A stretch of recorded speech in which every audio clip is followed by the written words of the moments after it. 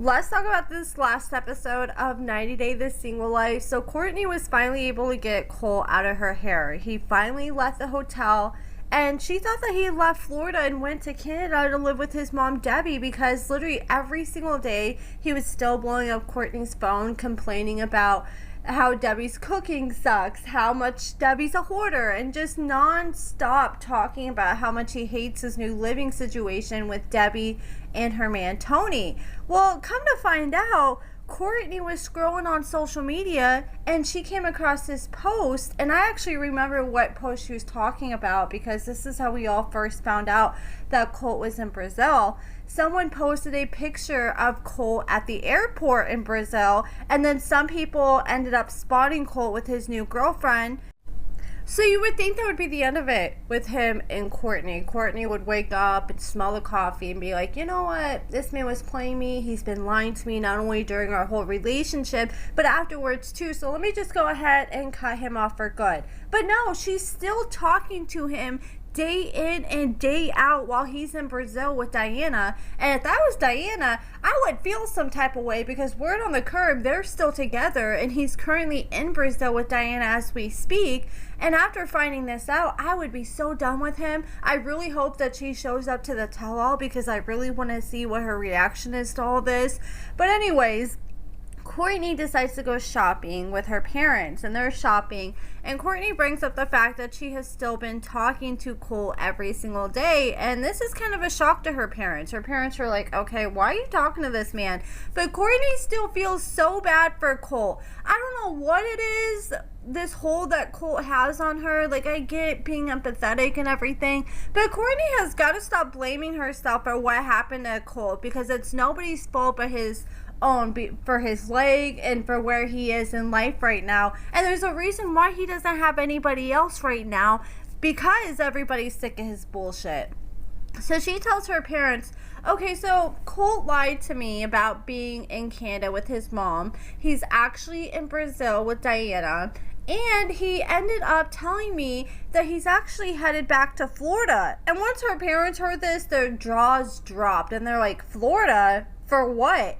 And apparently, Colt decided to set up, I don't know if he has to have surgery, but I know he has to have like rehabilitation on his leg. So he decided to set his doctor in Florida, in the same town as Cortney. And this is what tells me that Colt just knows that he can pretty much take advantage of Cortney whenever he wants, because out of all the places you went back to the girl that you just cheated on. But you know what? It's kind of on Cortney for still allowing this man to have hope that she's gonna be there for him no matter what. I mean, she's got to set that boundary and be like, no, dude, I can be there for you if you need someone to vent to, but I'm not gonna physically be there. But Cortney still has her arms wide open and she's willing to help take care of Colt. So she told Colt, look, we cannot be together, but if you do come to Florida, I'm going to pick you up from the airport and I'll take you to the hotel. And her parents look so scared because, I mean, Cortney has literally admitted in the past, if I go to this hotel with Colt and if I don't leave immediately, I don't think I'll ever leave. And I think Colt knows that. He knows he has a hold on her. And I'm like, why is this man coming back to Florida? He must really think that he still has a chance being with Cortney for him to come back to Florida. And it doesn't make sense. If you moved all the way to Brazil, well, I don't know if he moved, but you went all the way to Brazil, that's not a cheap trip. And if you plan on staying with this girl, why are you bringing your ass back to the United States? But then I had to sit down and think about it, and I'm like, oh, well, you know, his insurance probably isn't going to cover him getting care in Canada or Brazil. He's probably going to have to become a citizen first, and that's going to be a long process, and it looks like his leg needs immediate help, so he needs to figure out something as soon as possible.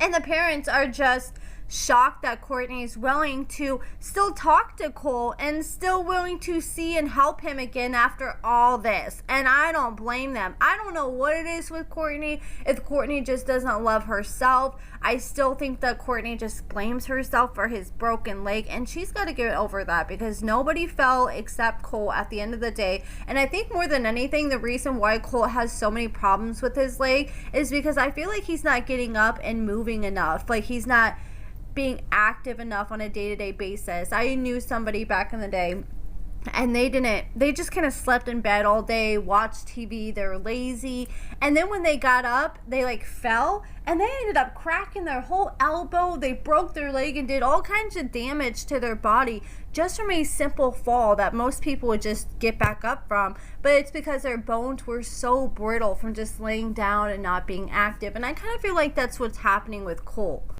Like, at this point, if Colt ends up hurting Cortney again, I don't want to hear about it, because this man has showed her what type of man he is over and over again, and she is still continuing to help this man despite how much he's hurt her. And I don't think this is good for her, because if another man sees this, he's gonna think he can get away with this type of shit, because Cortney let Colt get away with this kind of stuff. And now let's talk about Gino. So Gino and his girl Natalie ended up going out to eat with one of Natalie's friends, and they wanted Natalie's daughter to come meet up with them. And we already know that Natalie's daughter really isn't feeling Gino, so this was supposed to be like a big dinner to try to talk about everything. And they're sitting there, and Natalie's daughter never shows up. They decide to call Natalie's daughter. Well, Natalie decides to call her daughter, and her daughter answers, and she's like, yep, I pretty much decided that I don't want to be around Gino, and I don't think you should be around Gino either, because he's a ugly troll, and you don't need to sit there and talk to him, because he's just doing nothing but embarrassing you.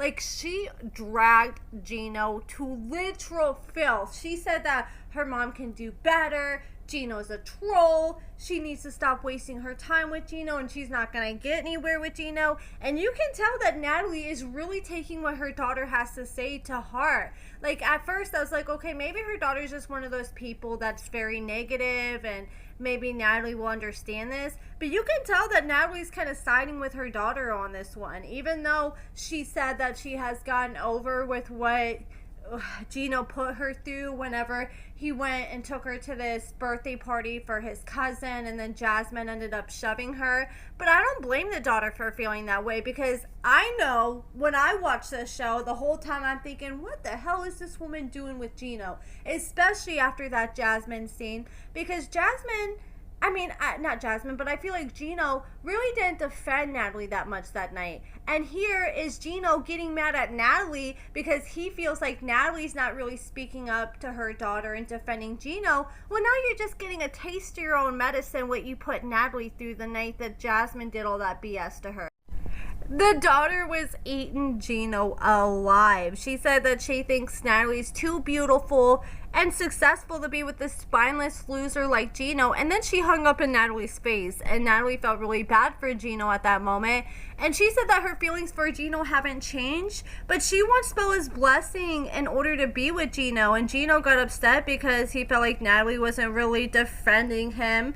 And then at the end of the night, it was Natalie's very last night in town, and Gino was hoping, okay, maybe we can go back to the hotel and have some sexy time.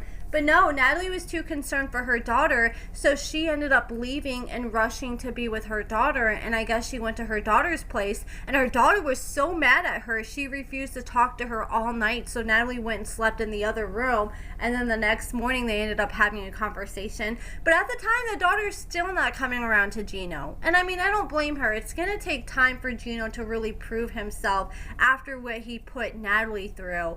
And I don't know if the daughter's ever going to come around. But like I said, it's definitely going to take time. And Gino just felt some type of way because he felt like Natalie should have been with him his very last night. And I just feel like Gino's not being understanding because he doesn't have kids. He doesn't know how it feels to have someone else smaller than you that you got to make sure you care about their feelings too. Gino's just caring about himself at the end of the day. And I know he wants to be with Natalie because that's his last night, but you also got to be a little selfless when you have somebody with kids. And then Gino went to this drag show with Natalie before all this went down. They had a good old time. And in the Between the Sheets episode, they had Jasmine reacting to this episode. And she's like, yeah, so me and Gino, we would have sexy time. And then afterwards, I would joke around with him and he would pick up my panties. And, you know, at the time she said this, I could believe it because we saw him pick up her panties when she left them in his suitcase when they all had that had the tell-all and they're all in the same house and he was smelling the panties. Well, she said she used to joke around with Gino and she told Gino to try on her panties and he would put her panties on after they were done having sex and just slide them on and walk around with them on. It was like their little joke.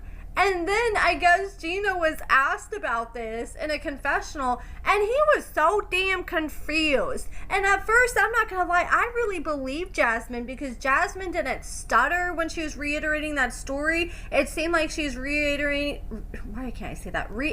that story off her memory, not just off, her imagination.